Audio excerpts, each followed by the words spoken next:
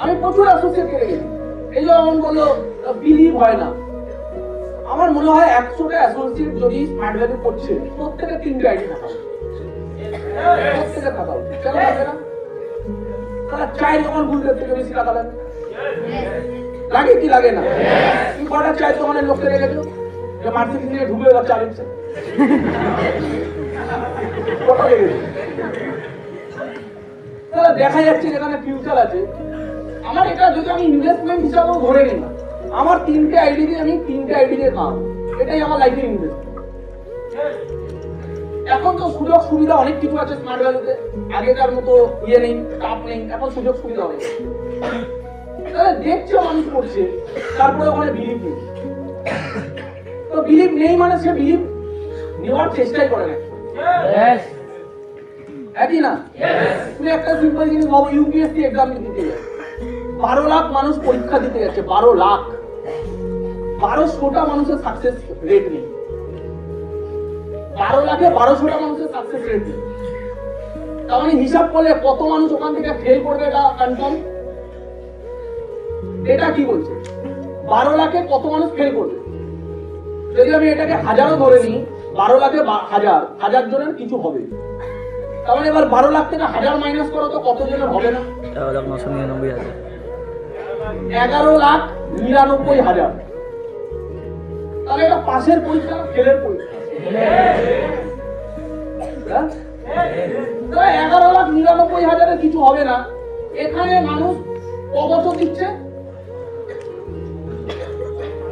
3 বছর, 4 বছর, 6 বছর, এক্সট্রা কিছু মানুষের ইয়ে থাকে, তাদের 9 বছর। এজন্য 6 বছর, 6 বছর কোনো বড় ব্যাপারই না। আর ওদের এনার্জি কিভাবে কাজ করে? এরা 6 বছরে 10 লাখ 20 লাখ টাকা খরচা করে দিচ্ছে। 20 লাখ টাকা খরচা আছে, সাকসেস রেট নেই, সাকসেস রেট 0। 20 লাখ টাকা খরচা ইনভেস্টমেন্ট, যেখানে সাকসেস রেট 0 অলমোস্ট, সেখানে টাইম দিতে হচ্ছে 5-6 বছর। তাহলে টাইম লাগাচ্ছে, পয়সা লাগাচ্ছে এনাফ, আর সাকসেস রেট নাকে বরাবর। সেখানে মানুষ কি করে পজিটিভিটি ধরে রাখছে? 3 বছর দিয়ে দিয়েছে, 3 বছর পরে কিছু অ্যাটেম্পটে পাস করেনি, 3টে অ্যাটেম্পট দেওয়ার পরে পাস করেনি। তাদের মধ্যে স্পিরিট কি থাকে যে নেক্সট 3টে বছর চলে গেছে, এখন হাতে আরো 2-3টে বছর আছে, এই 2-3টে বছরের মধ্যে নেক্সট বছরেই আমাকে কিছু করতে হবে। লাস্ট অপশন 5 বছর হয়ে গেছে, আর একটা বছর অ্যাটেম্পট, নাহলে পুরো ক্যারিয়ার ফিনিশড। তখনও পজিটিভিটি নিয়ে চলছে, আরো মারাত্মক, আরো ডেডিকেশন। 5 বছর হয়ে গেছে, ফেল করেছি, লাস্ট অ্যাটেম্পট আমার কাছে বাকি আছে, এখানে বেস্ট আমাকে দিতে হবে। তাহলে ওরা এক একটা বছর যাচ্ছে, ডিপ্রেশন এনার্জির সাথে দিচ্ছে, ডিপ্রেসড হচ্ছে, কিন্তু ওটাকে ফোকাসিং এর সাথে, আরো এনার্জির সাথে, পজিটিভিটির সাথে দিচ্ছে যে আমাকে আরো খাটতে হবে এই বছরটা। এক একটা বছর ওরা এইভাবে করছে। স্মার্ট ভ্যালুকে আমি দেখেছি তারা সব উল্টো। 1 বছর হয়ে গেছে, আর কি হবে? 3 বছর হয়ে গেছে, ক বছর দিয়ে দিলাম, 300 বছর, আর কি হবে? এক্সপিরিয়েন্স 0, স্কিল 0, পুরো ভাব কি ক বছর দিয়ে দিলাম, 6 মাস তো হয়ে গেল, 6 মাসে পুরো ভাব, বয়স্ক ভাব। এটা ক্লিয়ার? কথাটা বোঝা যাচ্ছে? হ্যাঁ।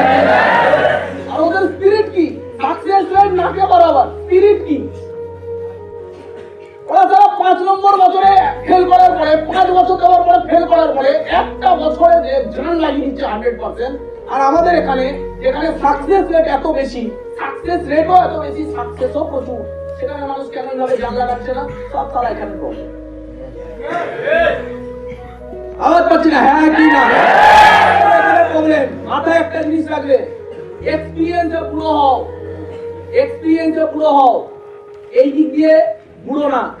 সবসময় জানবে স্মার্ট ভ্যালুতে মানসিকতার দিক দিয়ে সময় দিয়ে দিয়েছি, এখানে বুড়ো হও না, এখানে খুশি হও, বাচ্চা হও। 5 বছরে যেন তোমার মধ্যে ফুটফুটে এনার্জি থাকে, 3 বছর পরে যেন তোমার মধ্যে ফুটফুটে এনার্জি থাকে স্মার্ট ভ্যালু করার পরে। 3 বছর হয়ে গেছে, যেন সব ফুটফুটে এনার্জি থাকে তোমার মধ্যে, বাচ্চার মতো। মনে হচ্ছে আজকে সবাই জয়েন করেছে। এক্সপিরিয়েন্স পুরো ইজ দ্যাট ক্লিয়ার? উল্টো হয় মানুষের, এক্সপিরিয়েন্সে জিরো, এক্সপিরিয়েন্সে সারা বাচ্চা, আর মানসিকতায় বয়স্ক হয়ে গেছে। আর তো কত দিন হয়ে গেল, তো মরে যা।